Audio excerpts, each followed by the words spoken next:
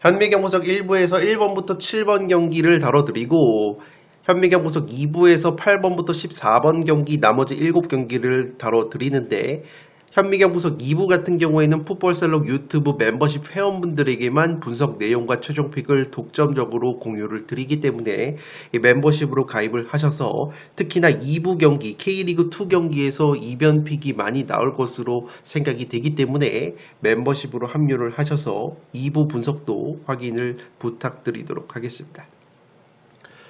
첫 번째 경기 가와사키 대 후쿠오카 제1리그 경기입니다. 승무로 가보도록 하겠습니다. 현재 가와사키 쪽으로 투표율이 몰려있는데 무승부까지는 가져가 볼 수 있는 것이 우선 양 팀이 제1리그1에서 무승부가 가장 많은 팀들이라고 보시면 되겠습니다. 무승부가 무려 8번이나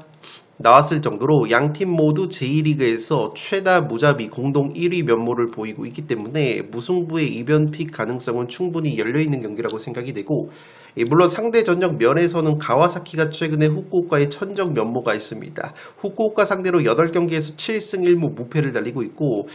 이번 시즌 2월 후쿠오카 원정에서도 2대1 승리를 거둔 바 있습니다. 다만 지금 보시는 것처럼 경기 내용을 보시면 가와사키가 2대1로 승리를 거뒀지만 기대 득점 자체가 0.75 대 0.59 오히려 가와사키가 1점도 채 되지 않는 기대 득점 수치로 2골을 넣은 경기였기 때문에 확실히 후쿠오카가 작정하고 수비적으로 잠그면 굉장히 짠물 수비를 보여주는 팀이라고 보시면 되겠습니다. 실제 제1리그에서 24경기에서 실점이 23골, 실점이 3번째로 적은 팀이 바로 후쿠오카이기 때문에 이 후쿠오카 특유의 탄탄한 수비 조직력이 나와준다면 무승부의 가능성이 있어 보이지 않나 싶습니다. 다만 가와사키가 좀 더 유리해 보이는 이유는 가와사키 같은 경우에는 주중에 컵대회 경기가 없었지만 후쿠오카가 주중에 컵대회 경기가 있었습니다. 가시마 엔틀러스와의 경기에서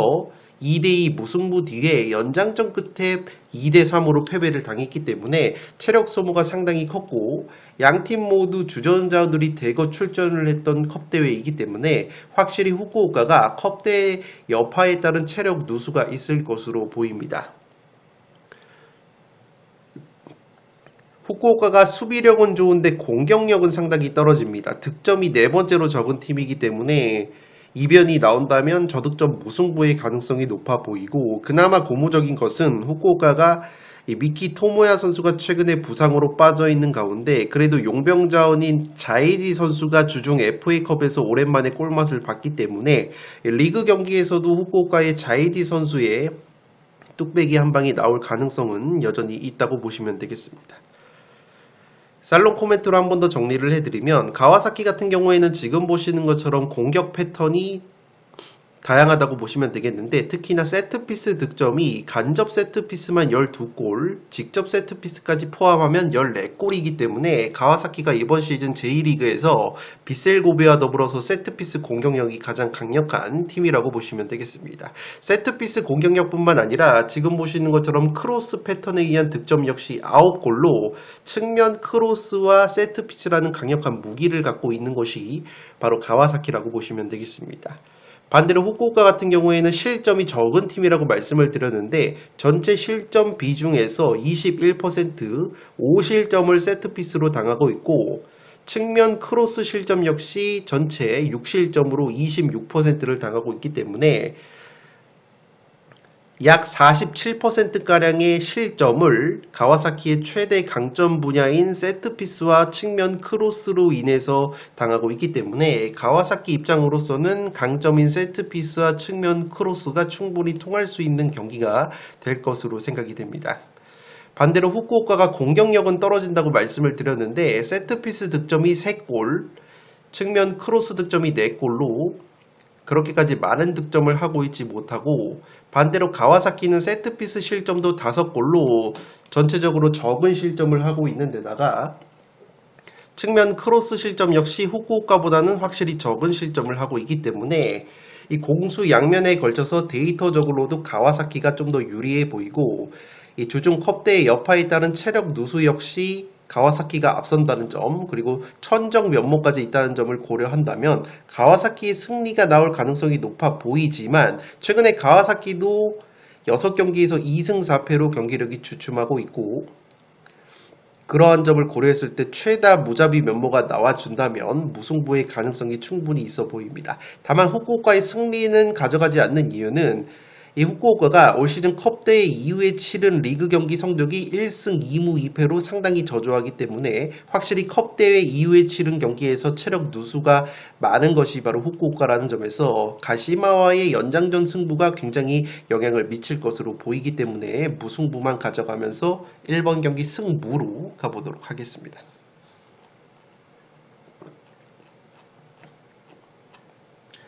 두 번째 경기 울산 대 제주 K리그 1으로 갑니다. 울산의 승리로 한번 가보도록 하겠습니다. 최근 분위기가 울산이 굉장히 좋지 못한데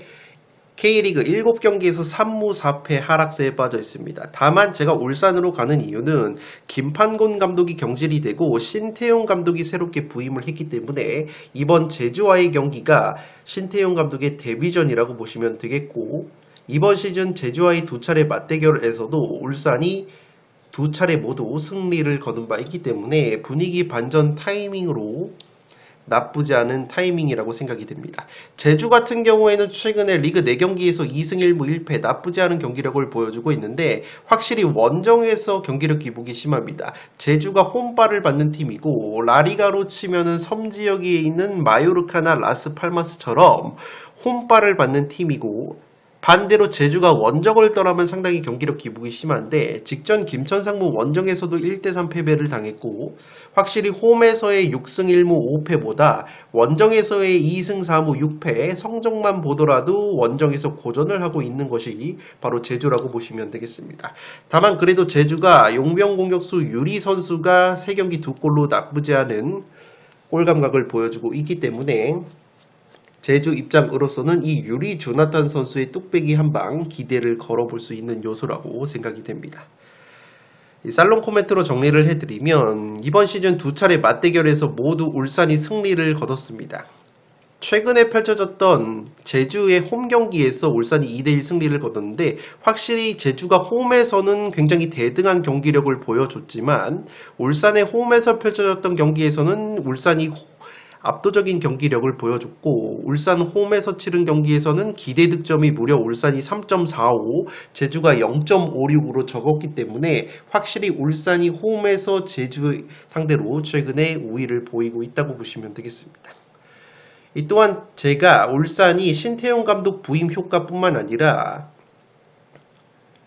힘을 받을 수 있는 요소라고 생각이 되는 것은 제주가 이번 경기 핵심 미드필더인 이탈로 선수가 경고 누적으로 이탈이 됩니다. 이탈로 선수 같은 경우에는 지금 보시는 것처럼 최근에 제주가 좋은 것이 바로 4-3-3 포메이션에서 이 중원의 3미들 조합이 상당히 좋은데 남태희, 이창민, 이탈로 이 3미들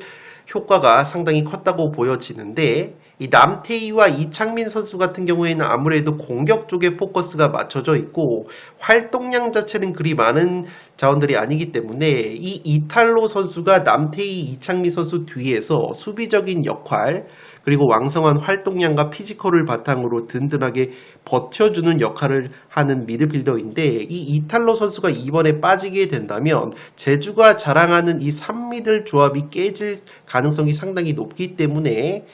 굉장히 리스크라고 보여집니다. 특히나 울산 같은 경우에는 최근에 피지컬이 굉장히 좋은 말컹이라는 공격수가 서서히 살아나는 모습이 있기 때문에 이 말컹 선수를 피지컬적으로 제압할 수 있는 자원이 이 이탈로 선수라고 보여졌는데 이 이탈로 선수가 빠지게 된다면 이 말컹 선수를 제어함에 있어서도 상당히 애를 먹을 수도 있는 이 제주의 수비진이고 무엇보다 남태희, 이창민 선수의 공격 본능을 이탈로 선수의 수비적인 능력 그리고 피지컬적인 능력이 받쳐줘야 되는데 이탈로 선수가 빠지기 때문에 제주의 3미들 밸런스가 깨질 가능성이 높아 보인다는 점에서 이 경기는 울산이 신태용 감독 부임 효과와 더불어서 한번 반등을 가져갈 수 있는 경기라고 생각이 되기 때문에 이번 경기는 울산의 승리로 한번 가보도록 하겠습니다.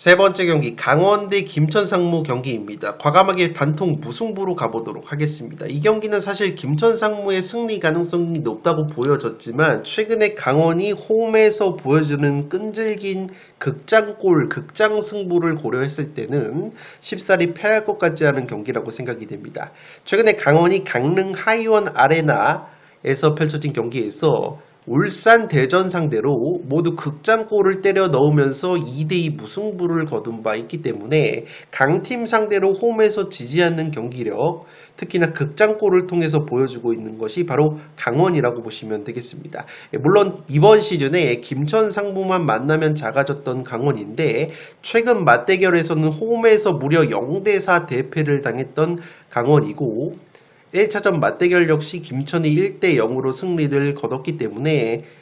김천 상무의 승리가 나와도 이상하지 않은 경기라고 생각이 되지만 그때의 강원과 지금의 강원은 조금은 다를 수 있다는 것이 풋볼살롱의 생각이라고 보시면 되겠습니다. 먼저 최근에 펼쳐졌던 0대4 대패 경기에서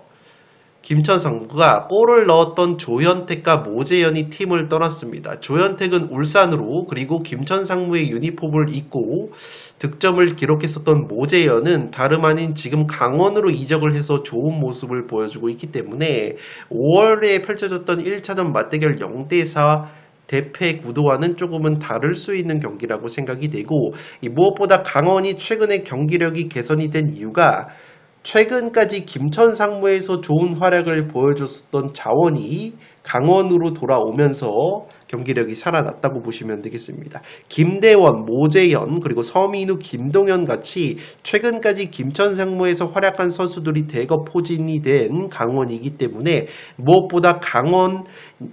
이 4인방이 김천 상무 축구를 잘 알고 있고 김천 상무 선수단과도 호흡을 최근까지 맞췄다는 점, 그리고 정정용 감독 전술을 굉장히 잘 이해를 하고 있다는 점이 상당히 플러스가 될 가능성이 높은 강원이라고 생각이 되기 때문에 강원도 쉽사리 패할 것 같지 않은 모습이 있다고 보시면 되겠습니다. 특히나 이 김천 상무에서 좋은 활약을 보여줬었던 이 강원의 김대원이 최근에 리그 3경기 2골, 그리고 모재현 선수가 3경기 1골 1도움을 기록하고 있는 강원이기 때문에 이 후임들이 선임을 만나는 것은 조금은 군대적으로 봤을 때도 스토리가 발생할 수 있는 경기 매치업이라는 점에서 여러모로 강원의 선전이 예상이 되지 않나 생각이 됩니다. 물론 김천 상무 같은 경우에는 최근에 리그 8경기에서 4승 3무 1패 좋은 모습을 보여주고 있는데 플레이메이커 이동경 선수가 좋은 모습을 보여주고 있고 특히나 올 시즌 강원과의 1차전에서 결승골을 넣은 바 있기 때문에 김천 상무가 이동경 선수를 필두로 한 공수 밸런스 면에서 강원보다는 앞서는 것이 사실이지만 김천 상무가 지금 보시는 것처럼 원정에서는 홈보다 실점이 2배가 증가가 되기 때문에 강원도 충분히 해볼 만한 경기라고 생각이 됩니다. 무엇보다 강원이 최근에 제가 강릉 하이원 아레나에서 극장골을 때려 넣고 있고 대전 울산 상대로 극적인 무승부를 거뒀다고 말씀을 드렸는데 실제 지금 보시는 것처럼 강원이 이번 시즌 24골 중에서 11골을 후반 막판 15분에 몰아넣고 있기 때문에 후반 막판으로 갈수록 득점 비중이 높아지는 것이 바로 강원이라고 보시면 되겠습니다. 반대로 김천 상무 같은 경우에는 이번 시즌 24실점 중에서 10골을 후반 막판 15분에 실점을 하고 있어서 김천 상무 같은 경우에는 후반 막판의 수비 집중력이 떨어지는 경향이 있기 때문에 최근에 강원이 보여주고 있는 극장 승부 고려를 한다면 이 경기도 극장골이 나오면서 강원이 쉽사리 패하지 않는 그림 1대1이나 2대2의 무승부를 한번 노려볼 수 있는 경기라고 생각이 되기 때문에 강원의 김천 상무 출신의 베테랑 자원들의 활약을 기대해 보면서 3번 경기 단통 무승부로 가보도록 하겠습니다.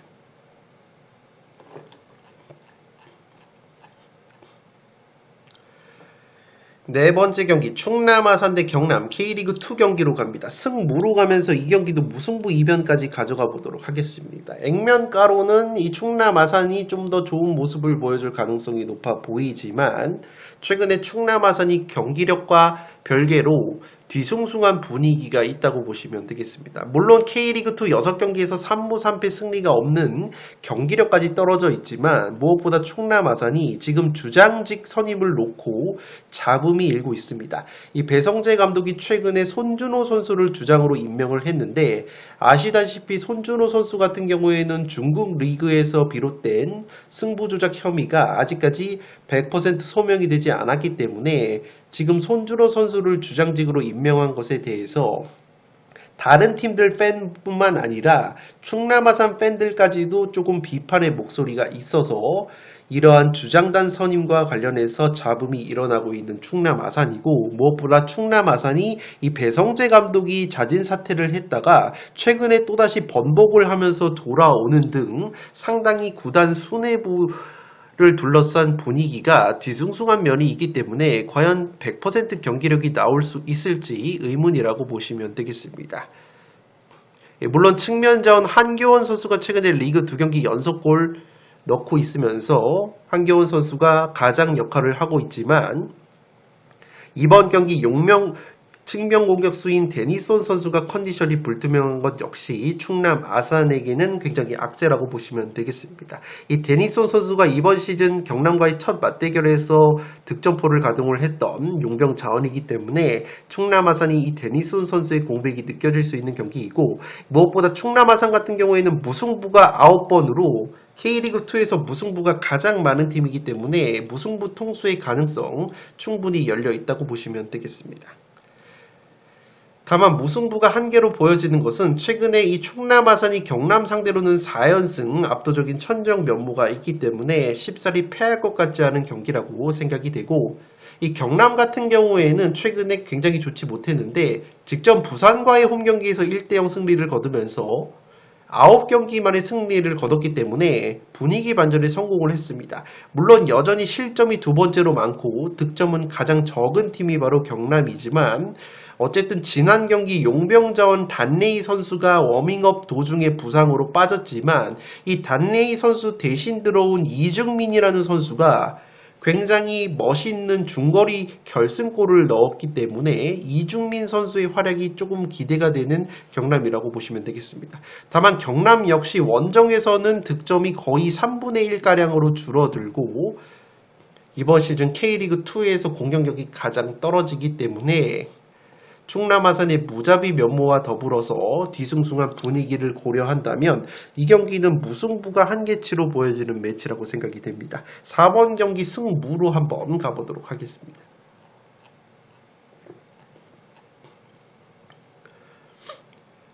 5번 경기 부산 대 인천 경기입니다. 무패 투폴로 한번 가보도록 하겠습니다. 액면가로는 당연히 1등팀 인천이 유리해 보이는 경기이지만 인천 같은 경우에는 최근에 무고사 선수의 컨디션 이슈가 있습니다. 직전 이랜드 원정에서 깜짝 결장이 된 무고사 선수인데 이 무고사 선수가 빠지다 보니까 인천이 슈팅 횟수가 2차례밖에 없었을 정도로 상당히 빈 공을 기록했던 경기이기 때문에 이번 경기 무고사 선수의 출전 여부가 상당히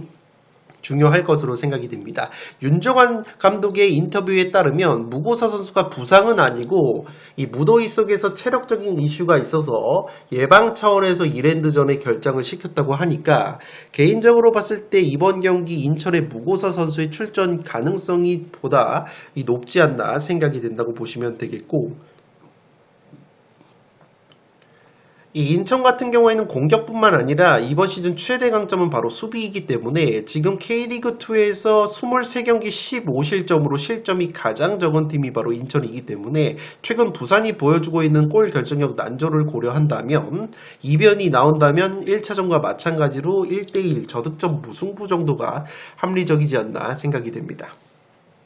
이 부산 같은 경우에는 경남 원정에서 0대1 패배를 당하면서 체면을 구겼는데 최근에 리그 7경기에서 1승 3무 3패 상당히 부진한 모습이 있습니다. 7경기 중에서 4경기가 무득점이기 때문에 확실히 부산 같은 경우에는 이번 시즌 수비보다는 공격 쪽에서 애를 먹고 있는 모습이 있다고 보시면 되겠습니다. 다만 고무적인 것은 이번 경기는 지난 경기 경고 누적으로 결장이 됐었던 용병 공격수 빌레로 선수가 복귀가 가능하기 때문에 이 빌레로 선수가 들어오면 확실히 부산의 플레이 메이킹 기능이 살아난다는 점에서 부산이 좋지 못했던 공격력이 개선이 될 가능성이 높아 보이고, 무엇보다 최근에 용병 미드필더 사비에르 선수가 부상 복귀전을 치렀는데, 지난 인천과의 1차전 맞대결에서 이 사비에르 선수가 득점포를 가동하면서 동시에 퇴장까지 당한 바 있기 때문에 이 사비에르와 빌레로의 복귀가 부산이 탄력을 받을 수 있는 요소라고 생각이 됩니다. 이 인천 같은 경우에는 지금 보시는 것처럼 이 무고사 선수의 출전 여부가 제가 관건이라고 말씀을 드렸는데, 이 무고사 선수가 이번 시즌 많은 득점을 올리고 있지만 페널티킥 득점 비중이 상당히 높습니다. 제가 기록한 바에 따르면 페널티킥 득점이 9골인데 필드골보다 페널티킥으로 많은 득점을 하고 있는 것이 바로 인천의 무고사 선수인데, 이 부산 같은 경우가 페널티킥 실점이 굉장히 적은 팀이라고 보시면 되겠습니다. 이번 시즌 페널티킥 허용 횟수는 3번인데 페널티킥 실점은 딱 한 골밖에 되지 않아서 인천 다음으로 페널티 실점이 적은 것이 바로 부산이기 때문에, 만약에 인천이 무고사 선수가 들어온다고 하더라도 부산이 페널티 박스 안에서의 수비 집중력이 이번 시즌 상당히 높기 때문에 페널티킥을 내주지 않는 선에서 좋은 모습을 보여준다면 이번 경기 1차전과 마찬가지로 부산의 수비 조직력이 나올 가능성이 높아 보이고, 무엇보다 지금 보시는 것처럼 부산에서 가장 많은 기회 창출을 하고 있는 이 빌레로라는 공격수가 경고 누적 징계에서 돌아오는 부산이기 때문에, 부산의 조성환 감독이 최근까지 인천을 이끌었다는 점에서 이 경기는 조성환 감독 더비 매치라는 타이틀도 걸려 있기 때문에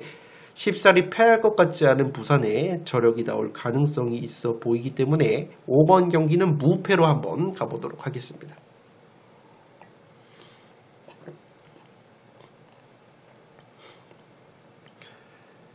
6번 경기 성남 대 김포 경기입니다. 이 경기는 사실 단통 무승부만 가져갈까 하다가 최근에 풋볼살롱이 성남 경기 무승부를 찍어서 굉장히 뒤통수를 많이 맞았기 때문에 성남의 승리까지 투폴로 가져가 보도록 하겠습니다. 지금 무승부 투표율이 압도적으로 몰리고 있는 것이 성남과 김포가 최근에 무패 행진을 달리고 있습니다. 성남이 5경기 2승 3무 무패, 김포는 9경기 5승 4무 무패이고, 양팀 모두 공격력은 다소 떨어지지만 지금 보시는 것처럼 23경기에서 21실점, 양팀 모두 실점이 똑같게 인천 다음으로 적기 때문에 지난 1차전 맞대결 0대0 무승부와 마찬가지로 양팀의 수비 조직력이 나와준다면 저득점 무승부의 가능성이 상당히 높아 보이고, 성남이 무승부가 9번으로 K리그2 최다 무자비 1등, 김포는 무승부가 8번으로 최다 무자비 공동 2등이기 때문에 양팀의 무자비 면모만 놓고 보더라도 상당히 무승부가 가능성이 높아 보이기 때문에 현재 무승부로 투표율이 상당히 몰리고 있다는 점 체크를 해주시기 바랍니다. 다만 제가 최근에 성남 경기 무승부 이변픽을 찍었는데 성남의 승리가 뜬다거나 무승부 결과가 나오지 않는 흐름이 있기 때문에 저는 승리까지 한번 가져가 보겠는데, 제가 성남의 승리까지 가져가는 이유는 이 김포 같은 경우에도 성남과 마찬가지로 제가 짠물 수비가 장점이라고 말씀을 드렸는데 김포가 골키퍼 이슈가 있습니다. 주전 골키퍼 손정현 선수가 손가락 부상을 당하면서 출전이 불투명한데, 직전 경기 화성전에서 워밍업 과정에서 손부상을 당했고 이 윤보상 골키퍼가 대신 출전을 한 김포인데, 물론 화성전에서는 무실점 경기를 한 윤보상 골키퍼이지만 확실히 손정현 선수의 공백이 느껴질 수 있는 경기라고 생각이 됩니다. 지금 보시는 것처럼 이 김포의 손정현 선수가 이번 시즌 클린시트 무실점 경기가 10번으로 두 번째로 많고, 최근에 성남의 상승세를 이끌고 있는 양한빈이라는 골키퍼는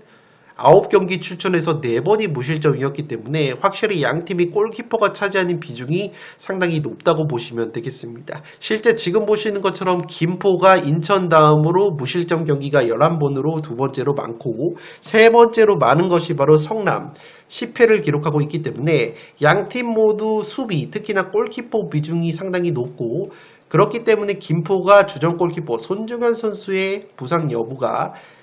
굉장히 중요할 것으로 보이기 때문에 이 경기는 유불리를 따져봤을 때 근소하게 성남이 앞설 것으로 보이기 때문에 단통픽으로는 무승부를 저도 추천을 드리지만 여유가 있으신 분들은 성남이 승리까지 한번 받쳐보면서 승부로 가보도록 하겠습니다.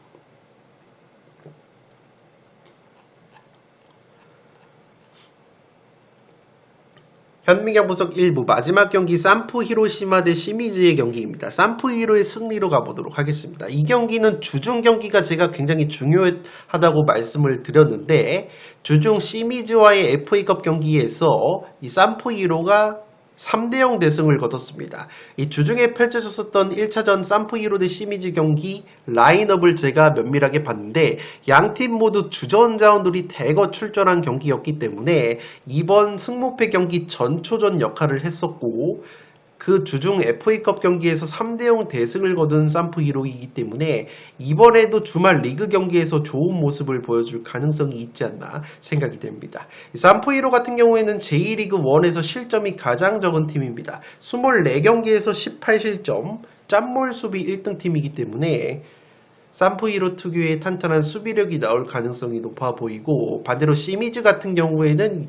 이 J리그에서 최근에 승리가 없다가 그래도 요코F 시절에서 승리를 거뒀지만 주중 산프 히로와의 맞대결에서 0대3 대패를 당했고 무엇보다 시미즈의 주포 공격수 기타카와 코야 선수가 최근에 리그 6경기 무득점 침체에 빠져있기 때문에 시미즈가 J리그 최고 짠물 수비 산프 히로의 수비진을 공략하기에는 조금은 힘들 수 있는 경기라고 생각이 됩니다.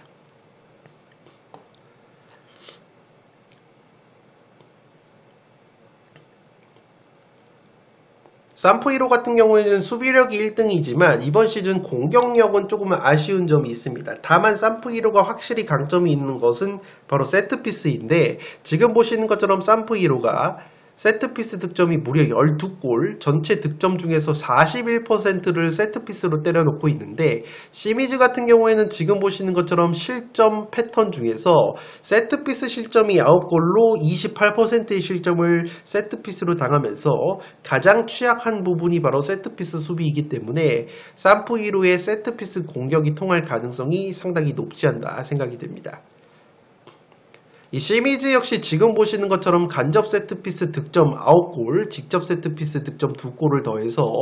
10골 이상의 세트피스 득점을 하고 있어서 시미즈 역시 공격적인 측면에서 세트피스가 강점이라고 볼 수 있겠는데 지금 보시는 것처럼 산프 히로가 세트피스 실점은 딱 3골로 세트피스 수비력도 좋은 팀이기 때문에 시미즈의 강점인 세트피스가 통할 수 있을지 조금은 의문이라고 보시면 되겠습니다. 산프 히로 같은 경우에는 실점이 가장 적은 팀입니다. 인데 그나마 이 쇼패스 패턴에 의한 실점이 5골로 전체 실점 중에서 27.78%를 쇼패스 패턴에 의해서 당하고 있기 때문에 산프 히로의 수비 약점을 굳이 꼽자면은 이 쇼패스 패턴인데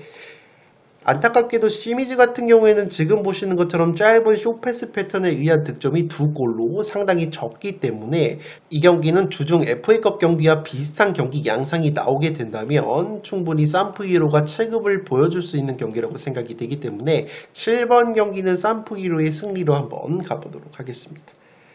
네, 이것으로 약 12억 원이 이월된 축구 승무패 50회차 현미경 분석 1부를 모두 마치도록 하겠습니다. 나머지 8번부터 14번 경기는 현미경 분석 2부에서 다뤄드리고 현미경 분석 2부는 풋볼살롱 멤버십 전용으로 공개를 드리기 때문에 2부 분석 역시 멤버십으로 합류를 하셔서 다양한 이변 결과를 체크를 해주시기 바랍니다. 지금까지 풋볼살롱이었습니다. 감사합니다.